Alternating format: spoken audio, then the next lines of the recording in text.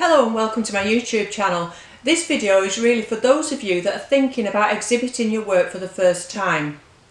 Quite a few of my followers here on YouTube and over on Skillshare share your work with me. Sometimes people do a tutorial here on YouTube and then they tag me on Instagram so that I can see what they've done, which is rather nice. And also I look at your work on Skillshare. So I know that there are some of you that will have a few paintings at home that you could perhaps choose from to exhibit locally. And I think perhaps as beginners, one thing that holds us back from exhibiting our work is our nerves and our own self-doubt. So that's one of the reasons I really wanted to do this video today. The other reason is the time of year, because we're coming up to that time of year when you're going to be getting information on all the exhibitions that there are locally and how to apply for those.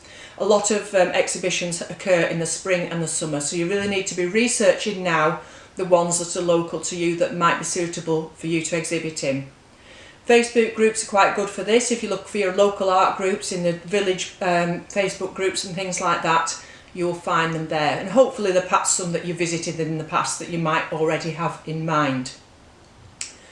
So once you've found them and you get your submission guidelines, so these are just guidelines for telling you what's expected of you when you bring your work. And I cannot stress this enough, that is the most important thing, because they are different for every exhibition and you must read them. Don't make any assumptions on how you're supposed to present your work. You need to read those very carefully and stick to the guidelines. I've been on a few committees in the past, and every time you do an exhibition there'll be one person out of 10 that has not read the guidelines and the work cannot be submitted, not because it's not a good work, it might be a beautiful painting, but because the guidelines aren't there and they've got the wrong fixings on the back of the painting or something like that. So I'll talk about that again in a little moment in a bit more detail. But one thing I wanted to start with was about your nerves. Really, there's no need to be nervous. When you get to an exhibition, you'll find that the most supportive people are fellow artists, because they've all been in the same boat exhibiting for the first time, and they'll remember what it's like and they'll remember those nerves that they had. So try and put the nerves to the back of your mind and just go for it, because you'll enjoy it once you're there. And don't worry about whether you're going to sell your painting or not. That's not important at this stage. What's important is you taking that first step to exhibiting your work. Once you've done your research and you've thought about which exhibitions you perhaps want to attend, get the information, get all the dates and everything, and download the submission guidelines, and then have a think about which of your artworks you're going to be exhibiting. You may already have some framed, or they may just be loose. So if they're loose or whatever, just get a big table or the floor and pop them all out and have a look at the ones that you're really the most proud of, that really jump out at you as having something a little bit different about them, and choose just, I don't know, maybe one or two or three. You don't have to exhibit loads on your first outing. And then have a look at the exhibition guidelines before you get them framed, or before you think about what your presentation of those is going to be, because some exhibitions ask for ordinary fittings. So if you look at the back of this one, they're going to be like this with a D-ring and just a cord, and quite often that's all that the exhibition will ask for. Sometimes you get asked to put these on, these plates, and that is really, so you just screw those in there like that, and that is really, so when that's attached to the wall like that, it means that a thief can't come along and just quickly pull them off. They're fastened to the wall, so it's for security. So for two reasons really. They're secure, they're fastened to the wall, and the other reason is that this will be lying completely flat against the wall when they're like that. So quite often if they're on a string like that, they will sort of lean a little, tilt a little bit forward from the wall. So with these, they don't, they're flat against the wall. So you need to go with the guidelines. If they say you need these on and you don't put them on, they may not accept your work. Okay, so that's one thing that you really need to look at, what fixings they want. So have a look at that. And the other thing is presentation. This is quite a new painting, so I've not got any details on the back now, but they will ask you to put details on the back of your artwork. That detail is usually your name, the medium that you've used, so in this case it will be acrylic, and the price. Quite often you have to put that in a ticket, and of course the title. But again, everybody's different what they ask for. and then they'll quite often ask for another label, which you usually attach to here and hang over the front.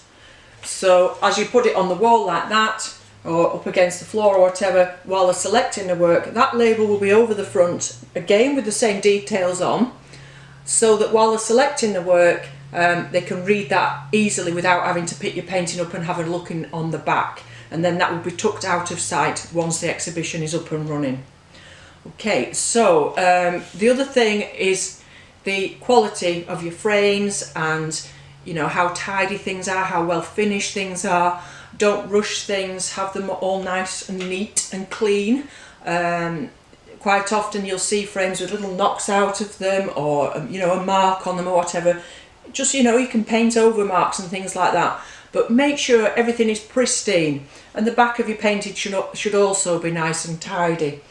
Just that, you know, you're going to be selling them. So with something like this, obviously the sides of your painting this is in a float frame, so the sides of the canvas here are also painted.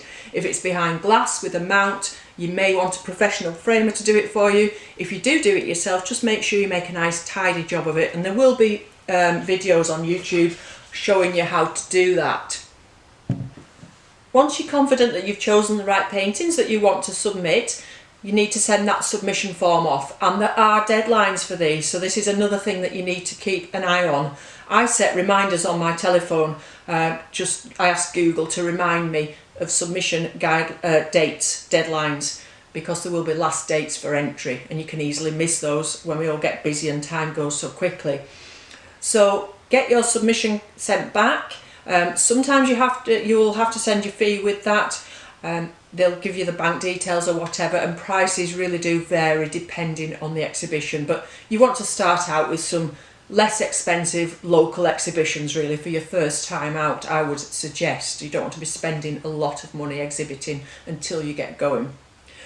Okay, so that kind of brings me on to pricing, because you'll have to put the price on that submission form. So you need to decide the price of your artwork before you go and before you send that form back, because that's going to be on there.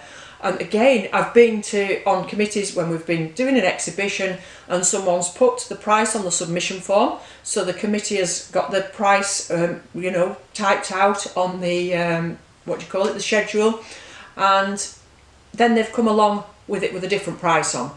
So once you've decided that price, you've put it on the form, that's the price it is. You can't go messing committees about changing things. Okay, so actually pricing, you'll find lots of videos about pricing your artworks, and everybody has different opinions on this, and you've got to find what works well for you. I had one good tip quite a while ago that was, don't charge less than 3 times the cost of your framing. So if you take a painting to the framers and the framer charges you £20 to frame it, you shouldn't really be charging less than £60 for your artwork. So really it's, you know, and I've had friends who've, when they've started out and they've really loved a painting that they've got, and they thought, oh, I'm not sure if I really want to sell it, and they've put a really high price on and then it's sold. So they put a high price on thinking that nobody would buy it at that, and then it's sold. So you just really don't know. It's all a bit of a tricky one, is that. But I do think that's a good tip, no less than 3 times the cost of your framing.